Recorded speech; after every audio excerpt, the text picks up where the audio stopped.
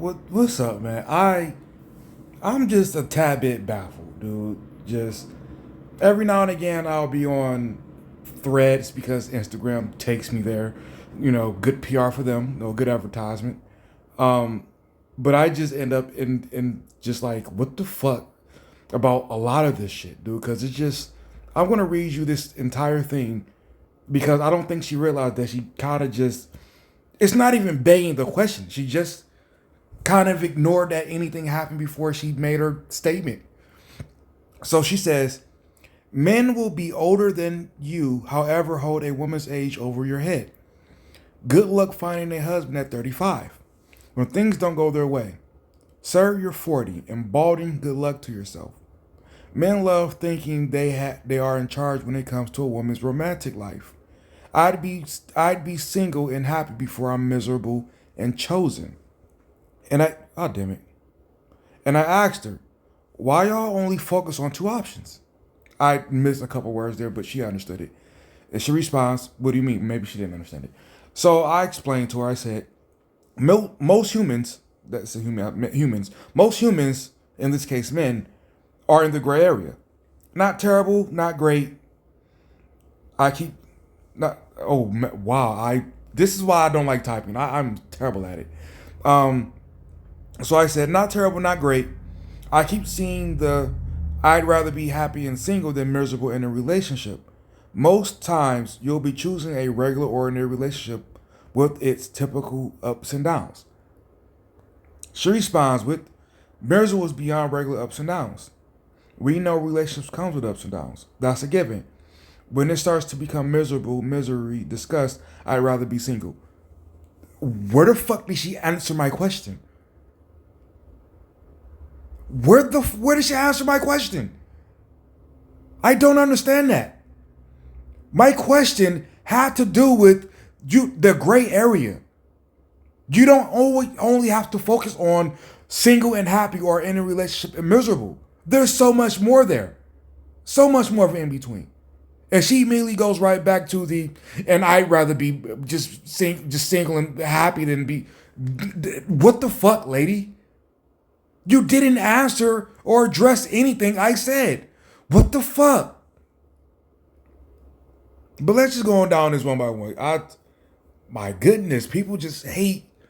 I don't know if people do this on purpose or if they just really, really, really, really, really hate the idea of, you know, having to, I guess, think outside the box or something.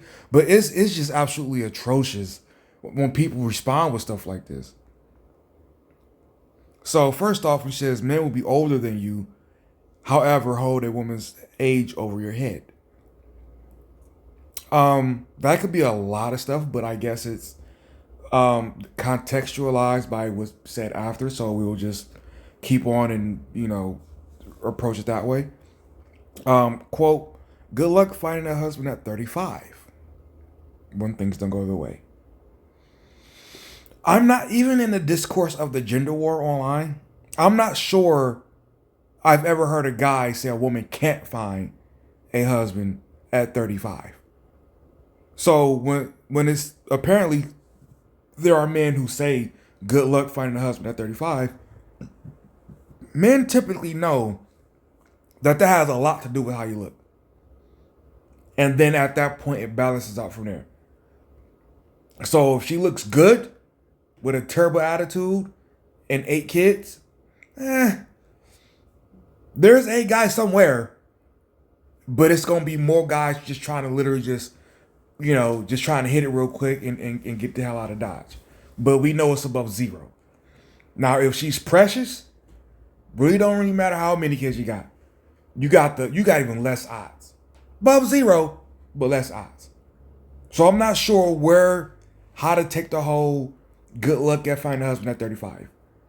I have never seen a guy insinuate that it's going to be that tough solely because of the age. I know age is a big talking point, but also so is weight. So is attitude. Hold on, ladies, why do y'all focus on the whole weight, the age part so much? Because again, it's these conversations, age is brought up, weight is brought up, personality is brought up, temperament, children. Like, it's so much shit that gets brought up. Why do y'all focus on age so much? Well, moving on. Sir, you're 40 and balding. Good luck to yourself. I don't know why men have the whole balding jokes thing.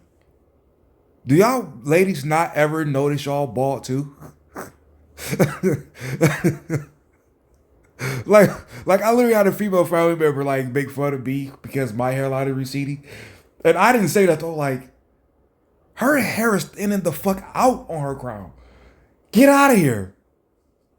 She can make fun of my edges, but her like entire middle is not there anymore. All right, whatever. But cause side note, I personally have never cared that I'm balding. Like, I just cut it all down once a week. Like, it's not, to me. It's like whatever the fuck, you know. No hair. Like, did I? Is it okay bald?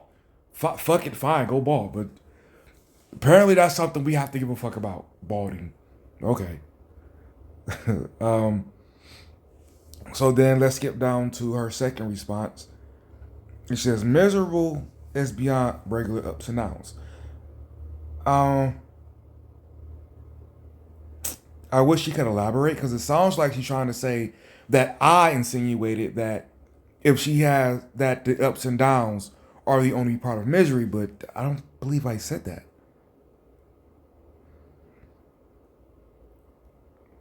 My last sentence was, most times you'll be choosing a regular, ordinary relationship with its typical ups and downs. So why does she take it further when she says, when it starts to become miserable, misery, and disgust? I didn't say that. So did she prove my point? Because I think she did. I think she absolutely proved my point here.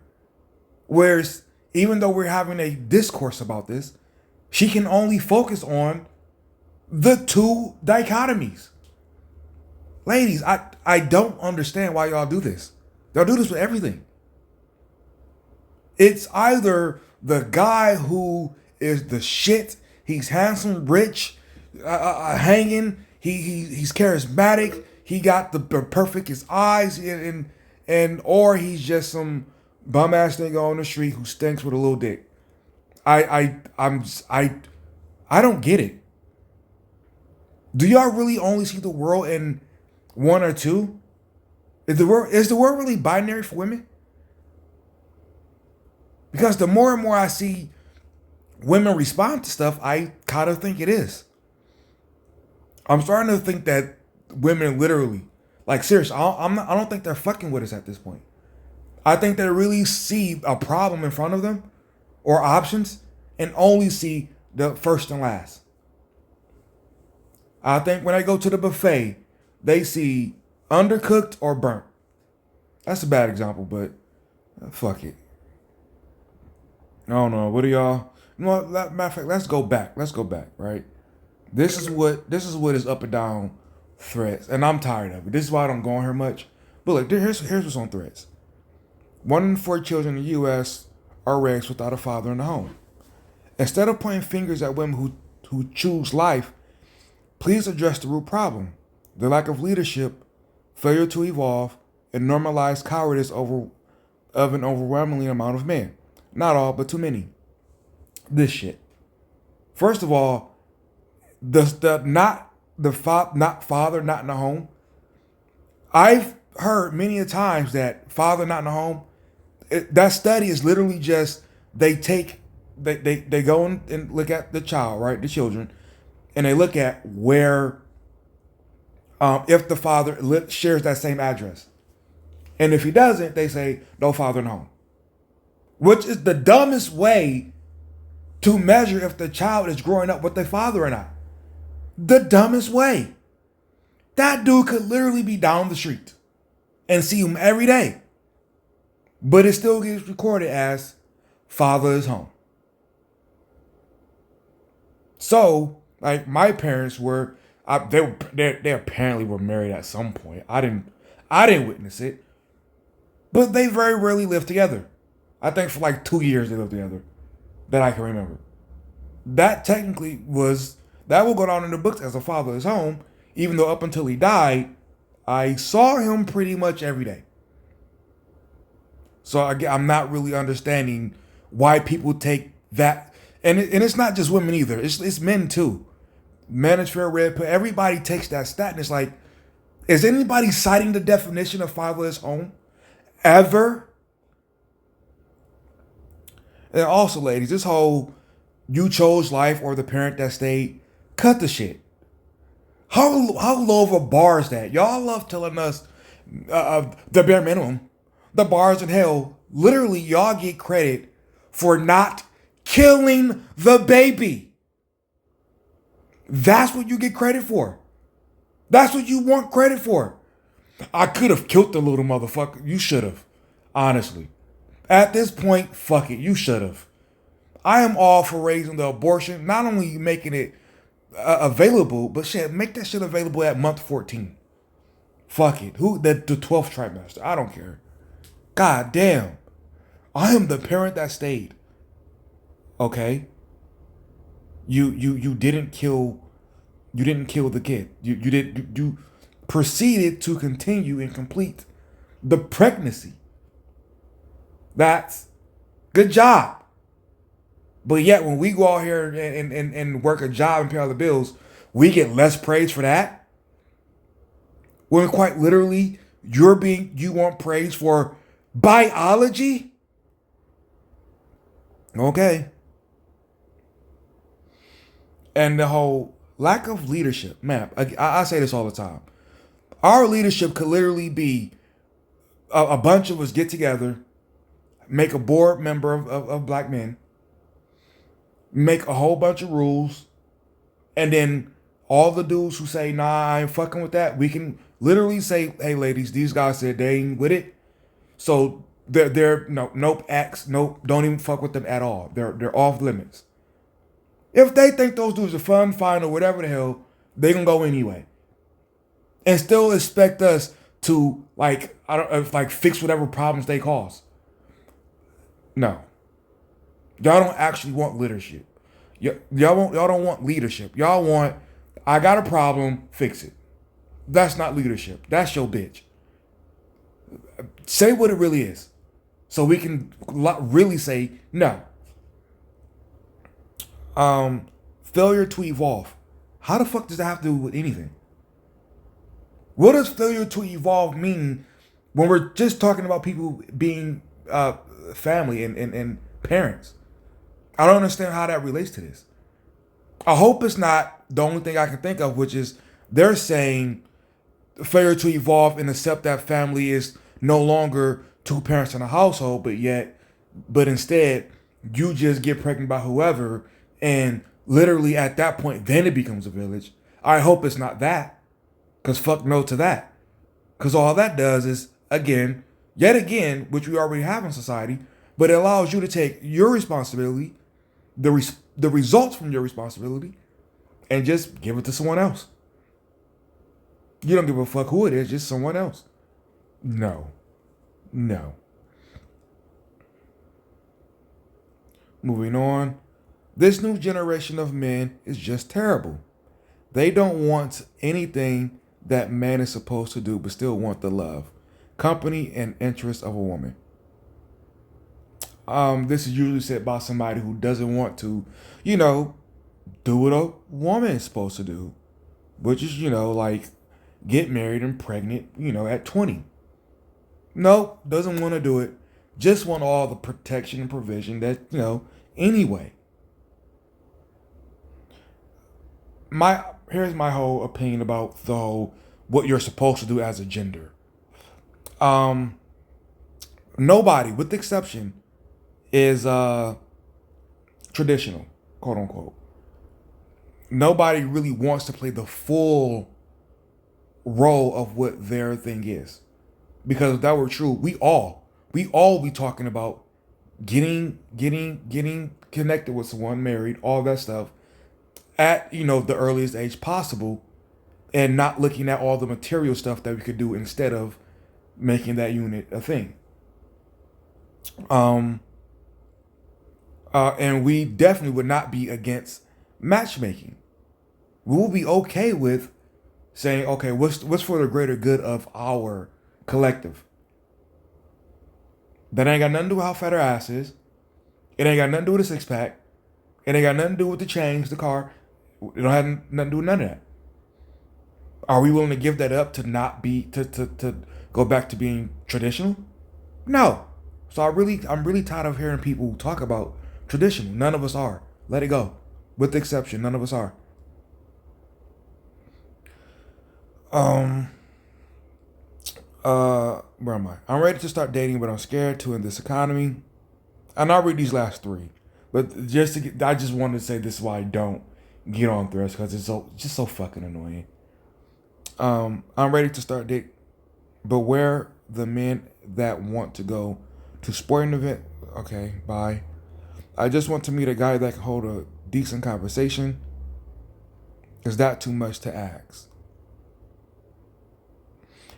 This is I don't like this when it comes from women, because when you talk to women, like that entire conversation be on you. Like, how many memes have you seen where it's like the dude's actually like a full question, maybe two sentences, who like a full blown written out something, and she goes with, yeah. And after three of those, and I've felt that way too many times. After about three of the yeah, okay, good, you say fuck it, I'm not doing this. She ain't interested. Bye. So when women say that, it's kind of like I really don't buy into it. Last one. I I don't know what that means. The clearest indication on how a man will operate as a husband is watching how his dad moves. Pay close attention no matter the age. I don't know how accurate that is. And I'm not trying to say she's wrong. I have no clue how accurate that is. Because a lot of us, especially millennials, we've seen how other generations moved, and we just go the other way because we think the way they move is some bullshit. So it's not necessarily, I don't think it's as cut and dry as she says it is. Here's what I think where I think she got this from. I think she's assuming that in this idea she has drawn up, that by default it is a two-parent home, or the dad is heavily involved, and he by default passed his beliefs down to his son. And now, if he's involved, he's like, I do for my ex-wife. I don't care. She has my children. I'm always going to be there. She's never going to go without. I'm going to blah, blah, blah. And that just trickled down to the son. And so therefore, he, again, she's going to benefit from the same type of behavior. I think that's what she's assuming there. But how many dads are disappointed in their son? Michael Irvin, the former wide receiver for the Cowboys, granted he's an athlete, he was a former pro athlete, but he's disappointed in his son because he chose gang banging music over making a just stable career path that his father obviously could set him up for with the riches that he has. So, it really, to me, that's 50-50. I know they hate that term, but that's what it is to me. It's right down the middle. It could be good, it could be, yeah. Now, ladies, here's what a lot of us hear when we hear this. We hear some bullshit. Because just like I was explaining, if you got the guy and he's like, I don't care that my ex-wife left me because she was bored. And I'm still going. She's the mother of my children. I am going to make sure those bills over there are paid. I am going to make sure she got money in her pocket. I'm going to treat her like my wife still. When she just told you, nigga, I ain't your wife. Goodbye. It sounds like you want to suck her. It sounds like you want literally just like this. Like, I get to have this marriage, that I can separate myself from and I still have the marriage. Like it's like come on, like that's what we hear when we hear shit like this. But I don't know if that's what she meant. That's what I'm saying. That's what we hear. All right. If y'all want to speak on all these topics, please do. Um, yeah, be right, not positive. I'm out.